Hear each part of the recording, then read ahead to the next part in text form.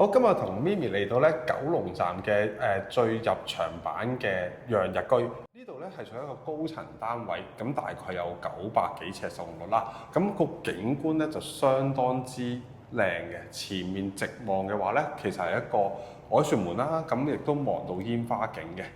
冇錯啦，咁呢一度咧實用面積939尺啦，3房套嘅單位，即係話咧2間房再加一個主人套房啦，仲有個姐姐嘅套房啊，咁帶大家參觀下先。好，我哋一入到嚟咧，就會見到一個好靚嘅景觀啦，直望就係一個香港區嗰邊嚟嘅。咁呢邊咧個廳咧就係一個鑽石型嘅廳，咁呢邊就大家會見到啦，係可以擺到一個食飯台嘅位置啦。咁如果你呢邊亦都可以翻去門口呢邊咧，就可以擺到鞋櫃啊，或者可以做一個組裝櫃喺呢一邊嘅。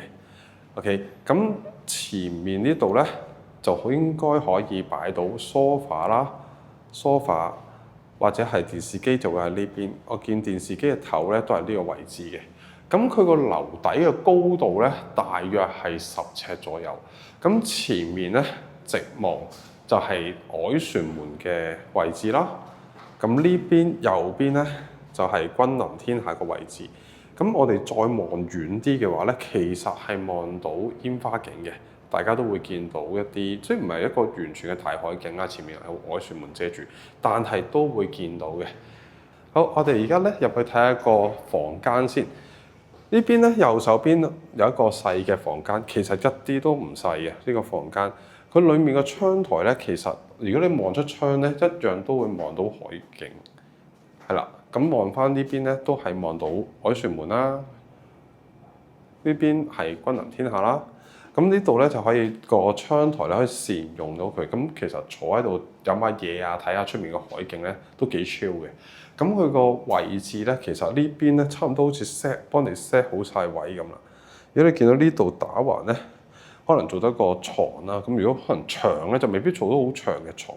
咁啊，如果呢邊就度尺。咁但係如果由呢一邊去咧，咁就會有啲特別啲。咁可能做埋上窗台嘅位置咧，可能就夠晒位啦。咁呢邊咧就可以做到衣櫃啦。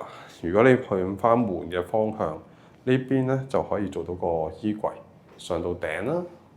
係啦，咁呢邊咧後面咧門後面都可以做到個櫃。其實佢都夠晒位喎。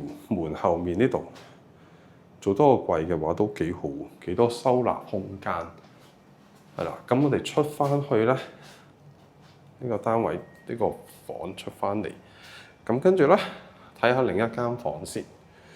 咁呢間咧似正啲喎，個色好似冇頭先嗰個咁三尖八角，佢係一個長方形，咁好擺位啲喎。即係你由呢度開始咁樣擺張床喺度，都係好常見嘅擺法。如果你善用埋個窗台咧，咁即係話，如果你由呢一度開始個窗台，我諗你去到床尾到6尺度啦。咁呢邊就可以做埋收納櫃。OK， 咁如果係呢邊都可以做下啲小型嘅書台都可以嘅。咁望嘅景觀咧，就同頭先間房差唔多，佢都係會望到凱旋門啦，都係君臨天下啦。但係如果你望去出面咧，亦都會望到另一邊嘅海景。鏡頭睇又唔算好闊，但係現場睇咧都 OK 嘅，都望到好遠景，又唔會話好大嘅壓迫感。私隱度都可以嘅。OK， 我哋去睇下其他嘅最後嘅主人房先啦。好，跟住我哋出翻嚟咧，睇下我哋嘅主人套房先。咁主人套房咧，其實個空間感就十足啦。如果我哋擺一鋪床喺呢一個位置咧，其實都應該係做到3邊落床噶啦。咁夠晒位嘅。咁如果你瞓咗喺呢個位置，咁然之後咧就直望出面窗呢個位置咧，亦都係望到海嘅。係啦，咁如果你瞓低即係咁樣啦，其實擘大眼已經望到噶。左邊亦都係凱旋門啦，右邊係君臨天下。咁呢個係一個有個套廁喺入面嘅。其實佢個廁所都算真係幾大喎。佢入咗嚟呢邊咧，咁係有洗手盆啦，有浴室，有浴缸。咁另外咧，佢仲有一個企缸喺呢度。咁其實咧都係幾方便同埋幾大，又可能兩公婆又唔使爭沖涼嘅時間啦，一個就可以浸下浴，一個就自己喺度好快咁沖完涼，咁其實都幾方便，係啦。咁好，我哋出翻去啦。咁另外咧，仲有一個廁所嘅。如果你出翻嚟呢個位置啦，然之後咧向前行，咁右手邊咧仲有一個廁所位。咁呢個咧就係個客廁啦。咁其實個客廁咧都唔係客廁咯，都好大間咯。咁咧佢入邊都有一個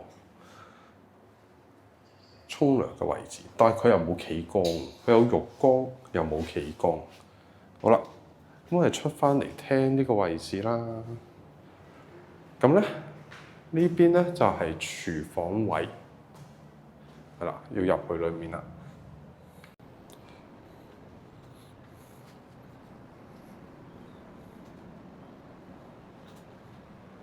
今日咧，我哋就睇到嚟呢度啦。唔知你又中唔中意呢個單位咧？留言話俾我哋聽，下次咧再帶大家睇其他靚嘢。拜拜。